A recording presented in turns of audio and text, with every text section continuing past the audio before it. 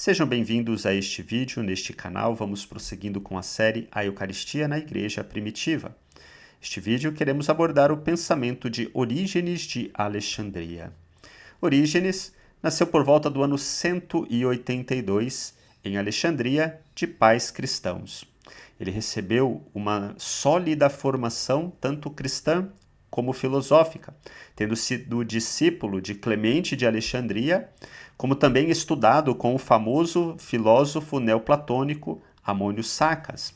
Aqui nós estamos falando, da cidade de Alexandria, onde Orígenes nasceu e viveu, uma cidade muito importante no período antigo, que era um polo cultural muito grande. No ano 202, o pai de Orígenes, Leônidas, foi martirizado, morreu pela fé, assim como muitos cristãos pereceram nessa perseguição de 202 ou fugiram. Com isso, Orígenes, logo depois, vai assumir a escola catequética de Alexandria, ainda muito novo. Essa escola catequética ele dirigiu por um bom tempo e durante esse tempo ele já produzia o seu pensamento, escrevendo bastante, viajou por muitos lugares. Depois ele abre uma escola catequética em Cesareia. Orígenes é considerado um dos primeiros grandes biblistas do cristianismo e também um grande teólogo. No entanto, como teólogo e ao mesmo tempo trabalhando muito e produzindo muito, Orígenes ele propôs muitas teses teológicas que às vezes, não que ele defendia tais teses, mas teses, algumas delas um pouco complexas, que causaram uma certa polêmica também.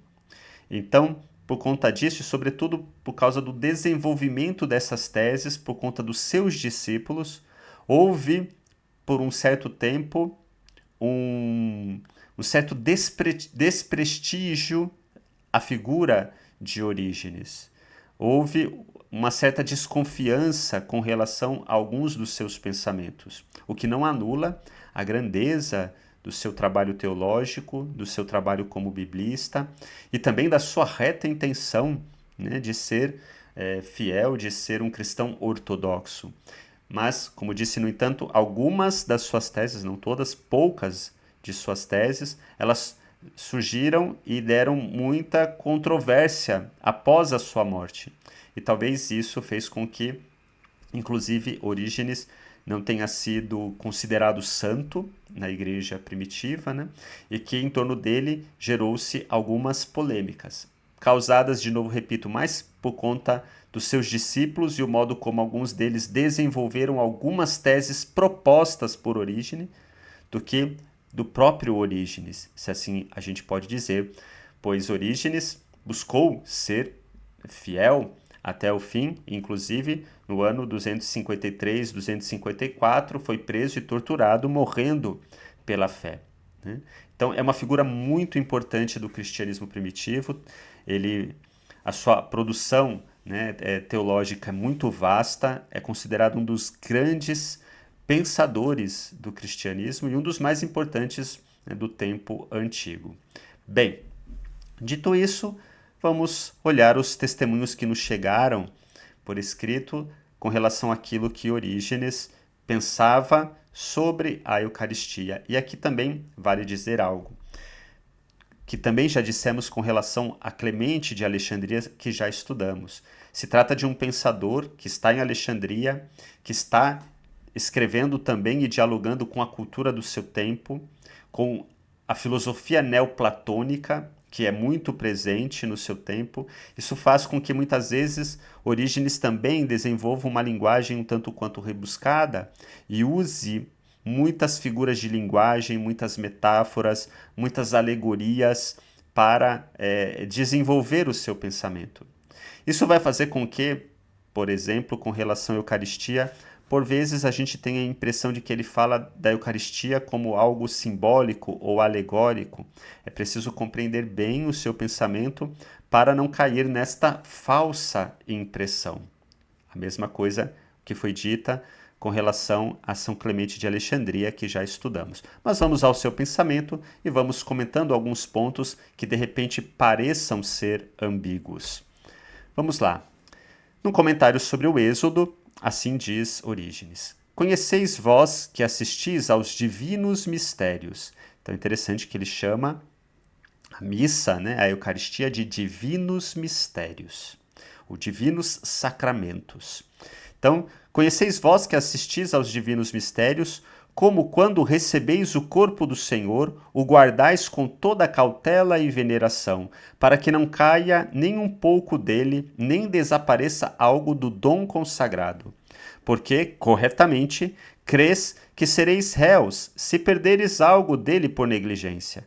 E se empregais corretamente tanta cautela para conservar o seu corpo, como julgais ser coisa menos ímpia se descuidar de sua palavra que ao seu corpo?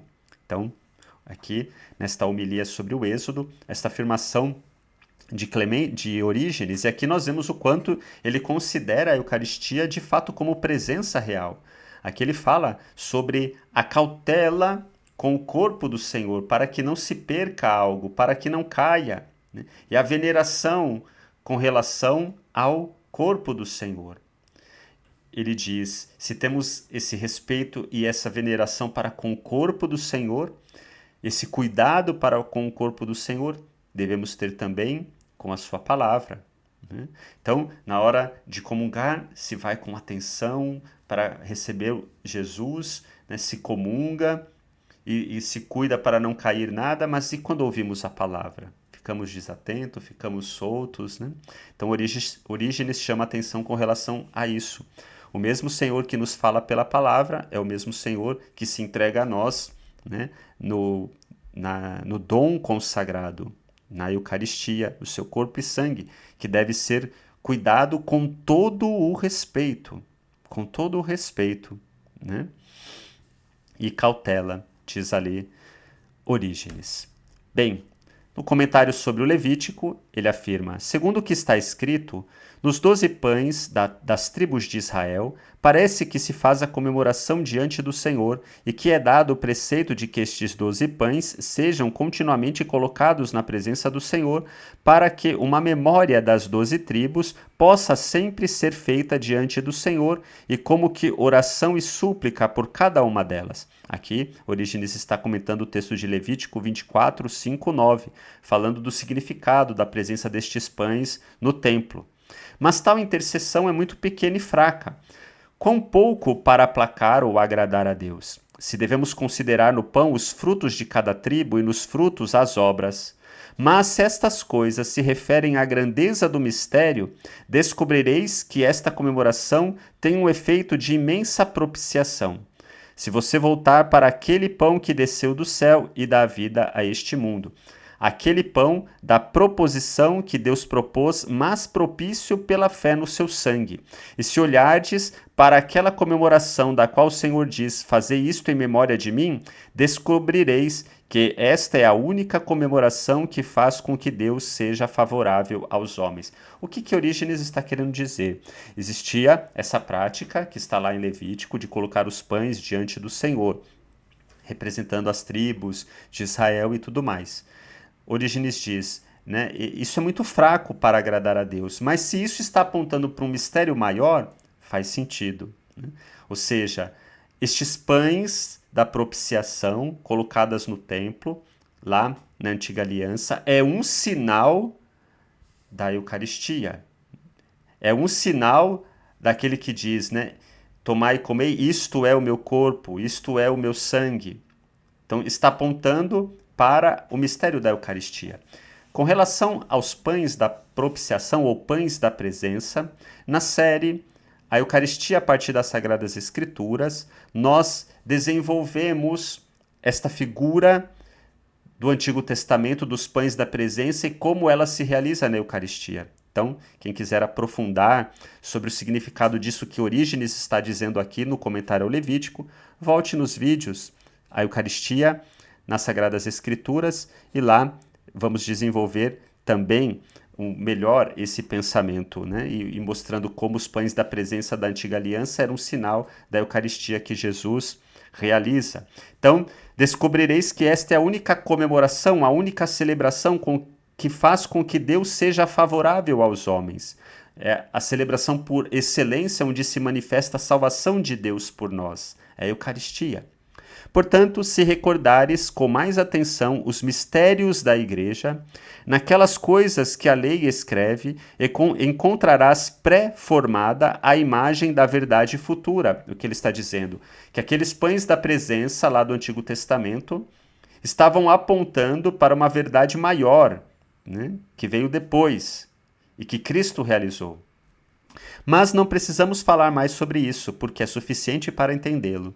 Mas também podemos dizer de outra forma: toda a palavra de Deus é pão, mas há diferença entre os pães. Então aqui Orígenes desenvolve essa chamada, né, tipologia, como algumas coisas do Antigo Testamento eram um sinal de algo que vai se realizar de modo mais pleno futuramente, e sobretudo em Cristo Jesus.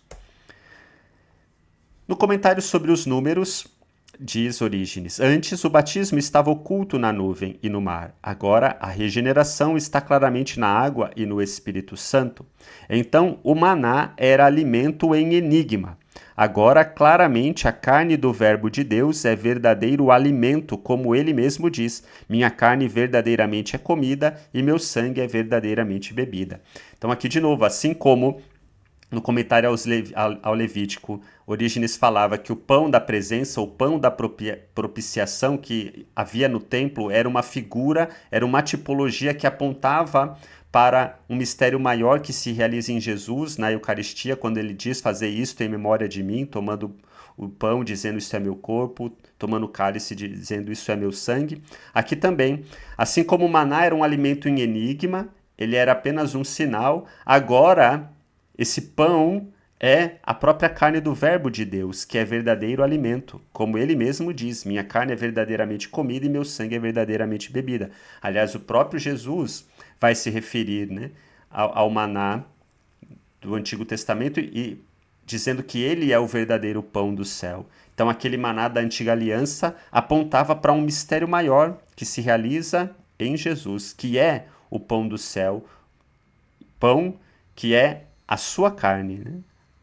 Carne do Verbo de Deus, verdadeiro alimento, diz Orígenes. Então, aqui nós não podemos estar diante apenas de um símbolo. Se a Eucaristia fosse apenas um símbolo, ela seria menor do que o maná. Seria menor, então não faz sentido, né? Pelo contrário, é de fato verdadeiro alimento. Continua Orígenes: ele não dominará até que coma a presa e beba o sangue dos feridos. Comentando aqui, Orígenes está, o livro de Números, capítulo 23, versículo 24. Com estas palavras, quem será um defensor tão obstinado da narrativa histórica? Ou melhor, quem será tão brutal que não tenha horror ao som material das palavras e pela mesma necessidade abraça a doçura da alegoria? Porque o texto está falando, né? Ele não dominará até que coma a presa e beba o sangue dos feridos. Então, comer da presa, da carne, portanto, desta presa, e beber do seu sangue. Isso parece muito, muito duro. Não é melhor falar desse texto como uma alegoria, como um símbolo? Diga-nos, então, que povo é esse que está acostumado a beber sangue? Estas foram as coisas que os judeus que seguiam o Senhor, ouvindo também no Evangelho, se escandalizaram e disseram: quem pode comer a carne e beber o sangue? E aqui ele está se referindo a João capítulo 6, versículo 52. Quando Jesus fala que o seu corpo é verdadeiramente comido, o seu sangue é verdadeiramente bebida, alguns que estavam ali dizem: essa palavra é muito dura, e querem ir embora, porque estão entendendo isso de modo literal. Se fosse simbólico, não havia sentido eles se escandalizarem, né? E aí, o que acontece? Mas o povo cristão, diz Orígenes, o povo fiel ouve isto e abraça-o, e segue aquele que diz: a menos que comam a minha carne e bebam o meu sangue, não terão vida em si mesmos, pois minha carne é verdadeiramente comida e meu sangue é verdadeiramente bebida. Então, não é alegoria. O povo cristão abraça-o e segue isso que o Senhor diz. E certamente quem isto dizia foi ferido pelos homens, porque ele foi ferido pelos nossos pecados. Então ele foi ferido. Ele é a presa, diz ali, né? E o texto de Números, ele não dominará até que coma a presa. A presa foi ferida, né? E aí e bebe o sangue, né, desses que foram feridos. Ele é agora aquele que foi ferido pelos nossos pecados, como diz Isaías, e disse que bebemos o sangue de Cristo não só com o rito dos sacramentos, mas também quando recebemos as suas palavras, nas quais consiste a vida, como ele mesmo diz, as palavras que falei são espírito e vida. E aqui o que está dizendo Orígenes? Algo importante de a gente compreender, para depois entender alguns outros textos, algumas coisas que ele vai dizer. Veja, ele diz: bebemos o sangue de Cristo não só com o rito dos sacramentos, ou seja, no rito dos sacramentos nós bebemos o sangue de Cristo, certo? Mas também bebemos o sangue de Cristo quando recebemos as suas palavras, nas quais consiste a vida, como ele mesmo diz, as palavras que falei são espírito e vida. Aquilo que ele diz no primeiro texto que comentamos, né? Devemos ter o respeito com o corpo de Cristo, o cuidado com o corpo de Cristo, mas também cuidado com a sua palavra, porque é o mesmo Cristo. O mesmo Cristo que se dá na Eucaristia, ele se dá na sua palavra. E quando nós acolhemos a palavra de Cristo, nós também estamos recebendo o Cristo que nos diz e nos fala, pois as suas palavras são espírito e vida. Por isso a igreja também venera a Sagrada Escritura, porque é presença do Senhor. Por isso que quando é proclamado o Evangelho, nós ficamos em pé, porque dentro da Escritura o Evangelho é o coração da Escritura. Nós ficamos em pé porque é o Cristo falando, né? Então, é isso que Orígenes diz. Com isso, ele não está querendo dizer que o rito dos sacramentos, ou seja, a Eucaristia, é simbólica. Não, e que só é o corpo de Cristo a palavra. Não. É o rito dos sacramentos, o Senhor se dá a nós no rito dos sacramentos, como também na palavra. Por isso também que a celebração da missa é dividida justamente em duas partes: liturgia da palavra e liturgia da Eucaristia. O Senhor que fala na palavra e o Senhor que se entrega a nós como alimento no pão e no vinho, o seu corpo e sangue. No texto sobre Josué, homilia sobre Josué, diz Orígenes: quando você vê que os gentios abraçam a fé, que igrejas são construídas, que os altares não são manchados com sangue de animais, mas consagrados com o precioso sangue de Cristo, quando você vê os sacerdotes e os levitas como ministros, não do sangue de touros e bodes, mas da palavra de Deus, pela graça do Espírito Santo, diga então que depois de Moisés, Jesus tomou e obteve o principado, não aquele Jesus, o filho de Nave, mas Jesus, o filho de Deus. Veja, aqui ele diz uma coisa interessante, né? Agora, as igrejas construídas, os altares não são mais manchados com sangue de animais, porque o altar era o lugar do sacrifício, onde se matava os animais. Agora, o altar, ele é manchado, né, com o precioso sangue de Cristo. Com o precioso sangue de Cristo. É o seu sangue ali que é presente para nós. E ao mesmo tempo ele diz, né, não sangue de touros e bodes, mas também o sangue da palavra de Deus pela graça do Espírito Santo. Então aqui de novo ele fala do sangue, seja como o próprio sangue de Cristo, como também a sua palavra. Então existem as duas realidades: liturgia eucarística, o sangue consagrado de Cristo, e liturgia da palavra, a palavra de Deus, pela graça do Espírito Santo que nos é comunicada. É isso que constitui o culto da nova aliança agora, né? No texto sobre Jeremias, ele diz: se sobes, pois, para celebrar com ele a Páscoa, te dará o cálice do Novo Testamento, e te dará também o pão da bênção. Te concederás seu corpo e seu sangue. Então veja, também aqui que algo grandioso diz Orígenes, né? Se sobes para celebrar com ele a Páscoa, e celebrar a Páscoa é celebrar a Eucaristia, ele te dará o cálice do Novo Testamento. Então veja, o Novo Testamento, antes de ser um livro, é a Eucaristia. É a Eucaristia. Então, na celebração da Eucaristia, ele te dá o cálice do Novo Testamento, ou seja, da nova aliança, é o seu sangue derramado, o sangue da nova e eterna aliança. E te dá também o pão da bênção. te concede o seu corpo e o seu sangue. Esse é o culto da nova aliança. Né? No texto sobre os Salmos, diz Orígenes, não temes comungar o corpo de Cristo e te aproximardes da Eucaristia como se fosse limpo e puro? Como podereis fugir ao juízo de Deus? Não recordas daquilo que está escrito? Por isso há entre vós muitos debilitados e doentes e muitos que morrem? Porque muitos debilitados, porque não julgam a si mesmos, não se autoexaminam, não entendem o que é participar da igreja, nem o que é aproximar-se de tantos e tão exímios sacramentos. Padecem daquilo que costumam a padecer os febris, quando se atrevem a comer dos manjares dos sãos, ou seja, trazem para si a própria ruína. Aqui Orígenes está escrevendo, alertando aqueles que vão ao culto, à igreja, à celebração eucarística, de qualquer forma. Não, né? Vocês não entendem o que é participar da igreja, o que é aproximar-se de tão grandes, né, tão exímios sacramentos. Então, essa consciência, né, de participar de tantos e tão exímios sacramentos. Então, veja, os sacramentos não são um símbolo, mas é justamente um mistério. E a palavra sacramento significa mistério, né, da presença do Senhor. É com essa consciência que devemos ir participar da igreja, nos aproximar da Eucaristia, né?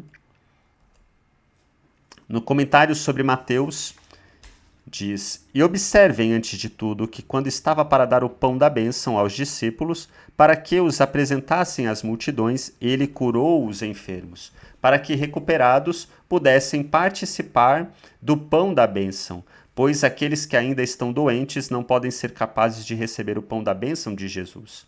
Além disso, se alguém, tendo ouvido isso, provasse cada um a si mesmo e assim coma do pão, não prestando atenção a isso, mas participando inconsideradamente do pão do Senhor e do seu cálice, fica fraco, doente ou adormecido, ficando, por assim dizer, sonolento sobre a força do pão. Aqui ele chama atenção, né, para que a gente participe da Eucaristia não indignamente, né, não inconsideradamente, mas com consciência daquilo que estamos buscando e participando, né? Ele diz, talvez alguém diga, tropeçando nesta passagem, que visto que entra pela boca não contamina o homem, embora os judeus acreditem que é impuro. Assim, nem o que entra na boca santifica o homem, embora o mais simples acreditem que o chamado pão do Senhor santifica. O que Orígenes está querendo dizer sobre o que ele está querendo tratar, né? Jesus vai dizer que não é o que vem de fora aquilo que torna o homem impuro, mas aquilo que sai de dentro. Isso porque os judeus tinham alimentos que eram considerados impuros, né? Então, Jesus anula essa ideia de alimentos impuros. O que torna o homem impuro é o que vem de dentro. Então, nem o que entra na boca também santifica o homem, embora o mais simples acreditem que o chamado pão do Senhor santifica. Ou seja, se o que está fora não torna o homem impuro, né, então se considerava determinada carne impuro. Não, não são. Não é o que nós comemos de fora que nos torna impuro, é o que sai de dentro de Jesus. Também, algo santificado, pelo simples fato automático de eu comer, não me torna puro. Assim como o que eu como de fora, que vem de fora, não me torna impuro, também o que eu como de fora não me torna puro. E alguns pensam que somente o fato de comungar já me torna puro. Simplesmente pelo fato da Eucaristia ser o pão do Senhor, me santifica automaticamente. E Orígenes vai dizer, não, obviamente que não, né? E penso, ele diz, que este raciocínio não deve ser subestimado, e é por isso que necessita de uma explicação clara, o que me parece ser isto. Como não o alimento, mas a consciência de quem come com hesitação contamina quem come, pois aquele que não tira dúvida se come é condenado porque não é governado pela fé, isto é, por uma certa consciência. E como para o manchado e infiel não há nada puro, não por causa da coisa em si, mas por causa da sua iniquidade e infidelidade. Assim, o que foi santificado pela palavra de Deus e pela oração não santifica por si, porque se assim fosse, santificaria também aquele que come indignamente. Ou seja, o simples fato de eu comungar não me torna santificado e salvo, justo, perfeito. Porque senão seria impossível comer indignamente. Porque se eu estou indigno de tomar a Eucaristia e tomo a Eucaristia e ela por si só me santifica, então pronto. Mas não, né? Não é assim. Não é assim, diz Orígenes. Portanto, com respeito ao pão do Senhor, o benefício para quem o utiliza é participar do pão com mente imaculada e consciência pura. Portanto, não somos privados de nenhum bem, simplesmente por não comermos o pão santificado pela palavra de Deus e pela oração. Nem por comer superabundamos em algum bem. Porque a causa da privação é a malícia e os pecados, e a causa da abundância é a justiça e as boas obras. Ou seja, o que Orígenes está querendo dizer aqui não é questão de comer ou não comer, de comungar ou não comungar, tão simplesmente. Né? Não é somente uma questão assim, mas a questão seja do pecado, seja da justiça e das boas obras. Ou seja, o que a Eucaristia realiza em mim. Então, é isso que Paulo diz. Nem se comemos, temos abundância, nem se não comemos, somos menos. Porque a questão não está em simplesmente comer. Aqui ele está se referindo em comer exteriormente. Né? Como se nós considerássemos a Eucaristia um alimento automático. Né? Não. E se tudo o que entra pela boca passa para o ventre e é lançado num lugar secreto, também o mesmo alimento santificado pela palavra de Deus e pela oração, na medida em que é material, vai até o ventre e é lançado num lugar secreto. Mas em virtude da oração feita sobre ele, segundo a analogia da fé, torna-se útil e provoca o discernimento da mente que olha para o que é útil. Ou seja, não é só a matéria da Eucaristia que, se comungada, me torna santo, me torna puro, me purifica. Não, não é isso. Por isso, considerada somente materialmente, e mesmo considerando Jesus presente ali, o seu corpo e o seu sangue. Não é somente por essa consideração e de modo automático que eu comendo, eu me purifico. E é justamente porque o Senhor está presente que, se eu como indignamente, né, eu me torno réu do Senhor, porque não como de modo digno, não como distinguindo aquilo que eu estou comendo ou comungando. Né? Por isso, Orígenes acrescenta, né, em virtude da oração feita sobre ele, sobre o pão, né, e o vinho, segundo a analogia da fé, torna-se útil e provoca o discernimento da mente que olha para o que é útil. Ou seja, se eu tenho presente a palavra que é dita, a oração que é feita sobre os elementos do pão e do vinho, isso provoca o discernimento para que eu tome aquilo como aquilo que de fato é corpo e sangue do Senhor. E aí ele diz, né? E não a matéria do pão, mas a palavra falada sobre ele é o que ajuda aquele que não come indignamente do Senhor. E tudo isso diz respeito ao corpo típico e simbólico. Ou seja, né? A palavra dita sobre ele, sobre o pão, é o que? Isto é o meu corpo, isto é o meu sangue. Esta palavra é que ajuda para que a gente não coma indignamente, para que a gente possa discernir o que nós estamos comendo. Porque o que estamos comendo? O pão, como corpo do Senhor, o corpo do Senhor, né? E o seu sangue. E tudo isso diz respeito justamente ao corpo típico e simbólico. E aqui ele não está querendo dizer que é somente simbólico no nosso sentido de símbolo. Mas, como também já comentamos nos vídeos sobre Clemente de Alexandria, o símbolo, ele simboliza sendo, ao mesmo tempo, essa presença misteriosa. Não é um simbólico vazio, né? Mas é um simbólico que traz uma presença. E aqui é interessante que ele diz, né, que o corpo é típico e simbólico, e não o pão é típico e simbólico. Então ele está chamando de símbolo e de típico o corpo, e não o pão. Né? E não o pão.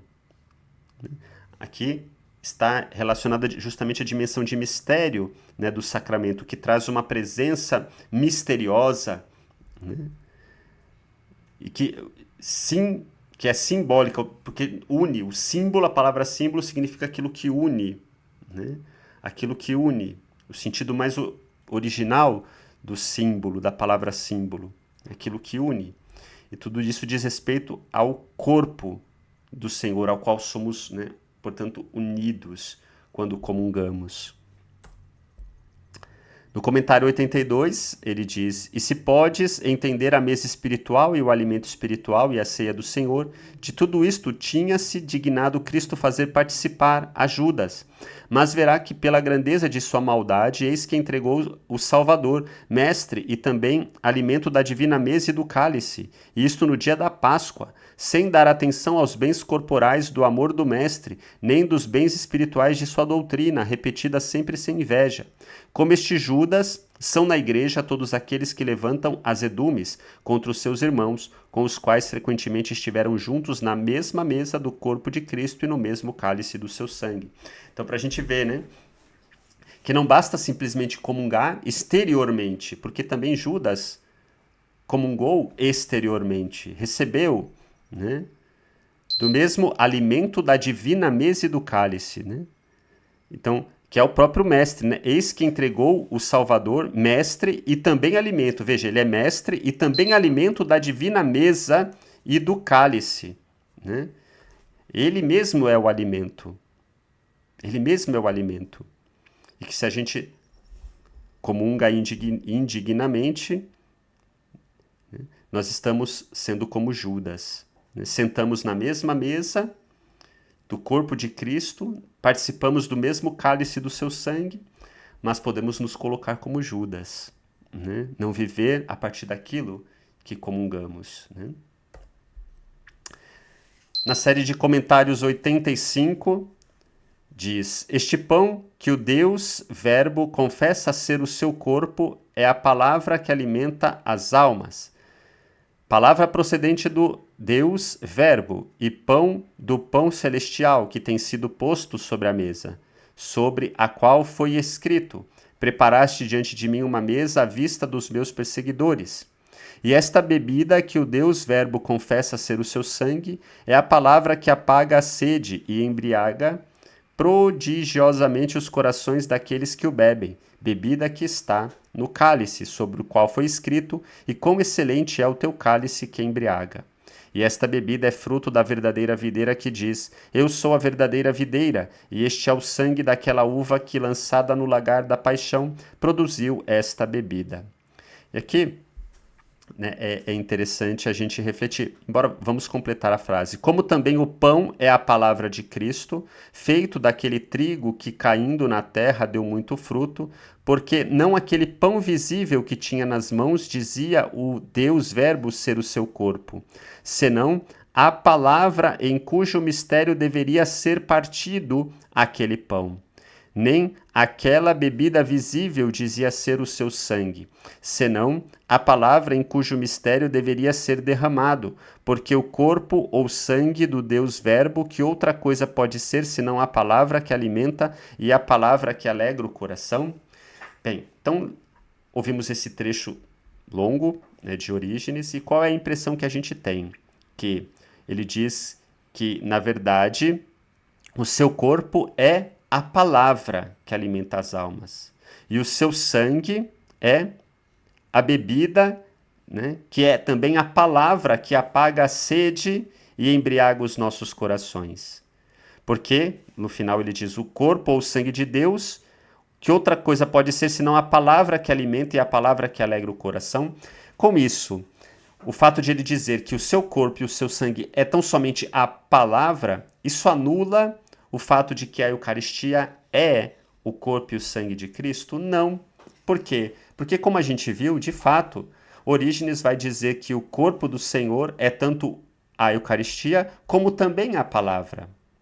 Aqui ele está desenvolvendo o pensamento do seu corpo e do seu sangue, como também significando palavras com a qual ele nos alimenta, né? O corpo que alimenta e a bebida que apaga a sede e embriaga os corações, né, com alegria, né, que vem do Senhor.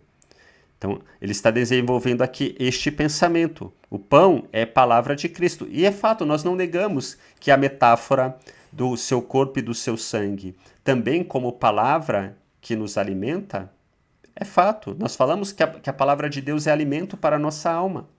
Então, não é um problema a gente entender que, né, Cristo é alimento também na medida em que é palavra. Que também nós comungamos do seu corpo, ouvindo a palavra, bebemos do seu sangue, nos embriagando da sua palavra. Todas essas imagens são utilizadas pela igreja ao longo dos séculos. E uma coisa não anula a outra. A gente dizer que o seu corpo é alimento espiritual, no sentido de que é palavra que nos alimenta e que também o seu sangue é e possui um sentido espiritual, enquanto palavra que nos embriaga, não anula o fato de que a Eucaristia também é o seu corpo, também é o seu sangue. E isso Orígenes deixou muito claro em muitos textos que a gente já viu aqui. Então é importante perceber que uma coisa não anula a outra. Então não posso tomar um texto isolado. Se de fato eu pegar somente esse texto de Orígenes que nós estamos vendo agora, vai dar a impressão de que ele diz que a Eucaristia é só de fato simbólica, é só a palavra, né? Mas isso é incompleto. Isso seria, né, tirar um trecho só do pensamento de Orígenes e chegar a uma conclusão distorcida, incompleta. Mas é fato que Orígenes, justamente, nós falamos Orígenes, ele tem um pensamento muito rebuscado. Uma coisa ela se torna símbolo de outra, que se torna sinal de outra, e ele vai desenvolvendo assim um pensamento circular e cheio de símbolos, de uma coisa simbolizando outra e vice-versa. E às vezes isso fica um tanto confuso, e se a gente toma textos isolados, a gente pode chegar a conclusões inadequadas, né? Ou a conclusões incompletas, né?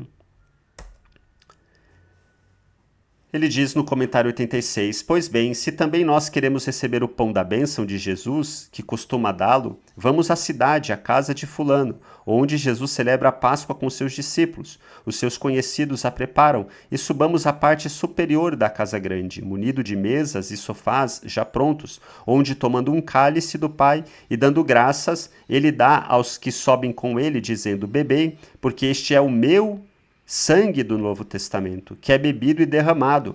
Na verdade, é bebido pelos discípulos e é derramado para a remissão dos pecados, cometidos por aqueles que o bebem e o derramam. E se você perguntar como também ela é derramada, discuta com esta palavra também o que está escrito, que a caridade de Deus foi derramada em nossos corações.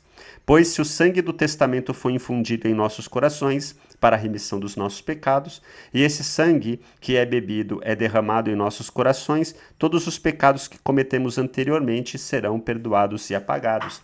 E aqui é interessante que ele desenvolve uma simbologia, né, do seu sangue derramado com o amor de Deus derramado em nossos corações. Então poderíamos dizer, viu? Então o sangue é somente símbolo do amor derramado.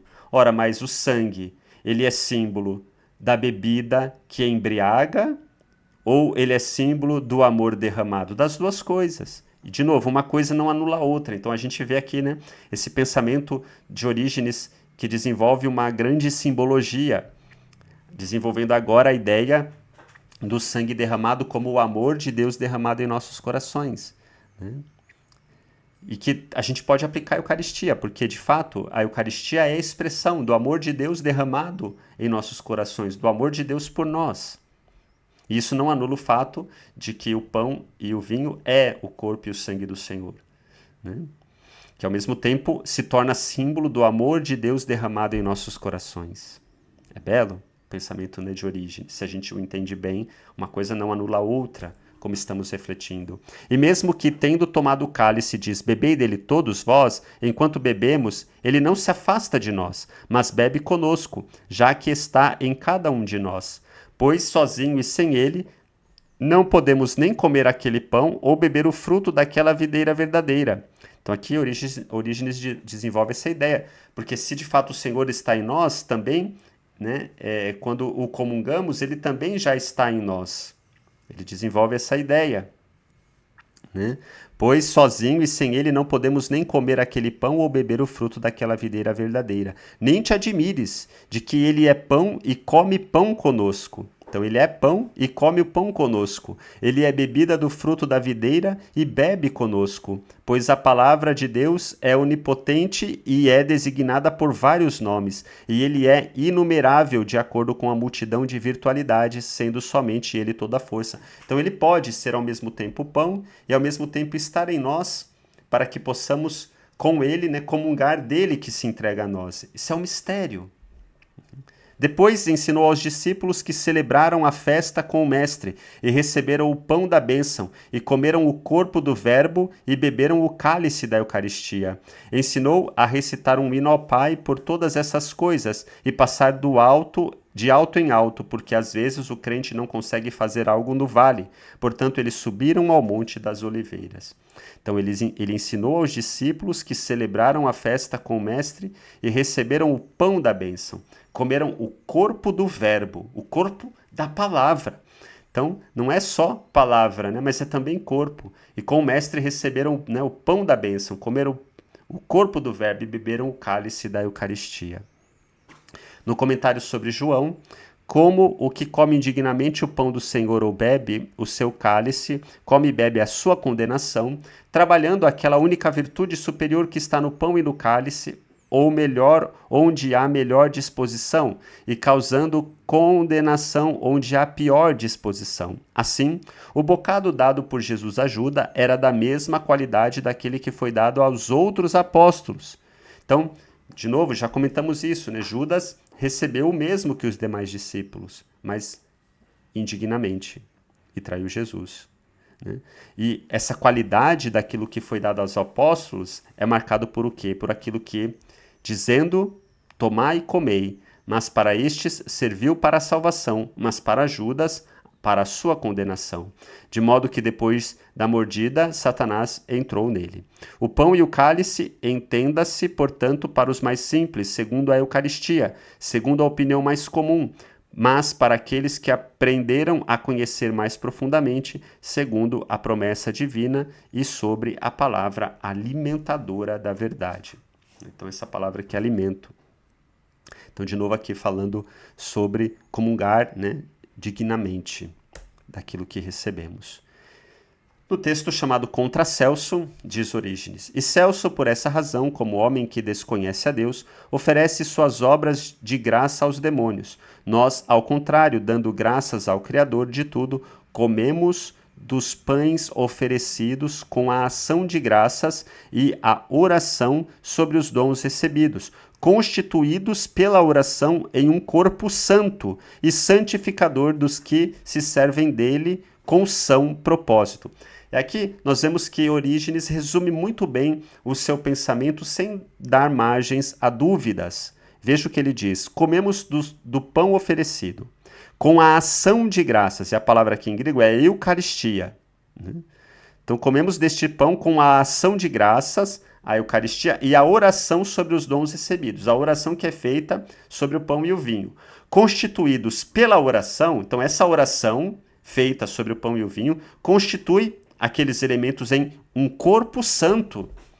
Então veja, não é simbólico, é um corpo santo e santificador dos que se servem dele com são propósito, ou seja, ele santifica não automaticamente. Não é o fato de eu comungar que basta, mas com são propósito de mudar de vida, de acolher o Senhor, de permitir que aquilo que eu comungo vá me transformando, enfim. Por quê? Porque se trata ali, né, a partir da oração de um corpo santo. E aqui é claro que Orígenes fala da Eucaristia como presença real de Jesus, e não só simbólico, né? Não só simbólico. Estamos muito mais preocupados por não ser desagradecidos para com Deus, que nos encheu com os seus benefícios, de cuja obra somos, que nos cuida em qualquer condição que nos achemos e que nos deu esperança de coisas além da vida presente. E temos um símbolo de gratidão a Deus no pão que chamamos Eucaristia. E aqui ele chama a Eucaristia de símbolo, né? E temos um símbolo de gratidão a Deus no pão que chamamos a Eucaristia. Mas a Eucaristia seria símbolo de gratidão a Deus se fosse somente um símbolo? Não seria. Ela se torna símbolo da gratidão a Deus justamente porque é o corpo de Cristo. É o corpo e o sangue de Cristo. Então, sim, ela se torna símbolo de gratidão a Deus. Porque o que nós oferecemos a Deus na celebração eucarística é agora o próprio sacrifício de Jesus entregue a nós. Então, é a expressão de gratidão a Deus. Nós não somos gratos a Deus só porque Ele nos deu um símbolo. Não teria sentido, mas porque Ele nos deu o seu Filho na encarnação e como alimento para a nossa vida. Então, sim, faz sentido que a Eucaristia é um símbolo da gratidão a Deus. E aqui nós vemos, né, o quanto a dimensão do símbolo no pensamento antigo não exclui a questão da presença real, mas justamente porque é real no mistério, mas é real, se torna agora, nesse exemplo que Orígenes dá, símbolo da gratidão a Deus. Né? Bem, assim nós concluímos o pensamento de Orígenes, que é, às vezes, parece confuso, né, rebuscado, mas que se a gente entende com propriedade é muito belo e profundo e nos transmite a fé da Igreja recebida e que ele transmite junto com os outros padres, pais da Igreja primitiva e que até hoje a Igreja guarda e celebra. Curta, compartilhe e continue nos acompanhando nesta série Eucaristia na Igreja Primitiva.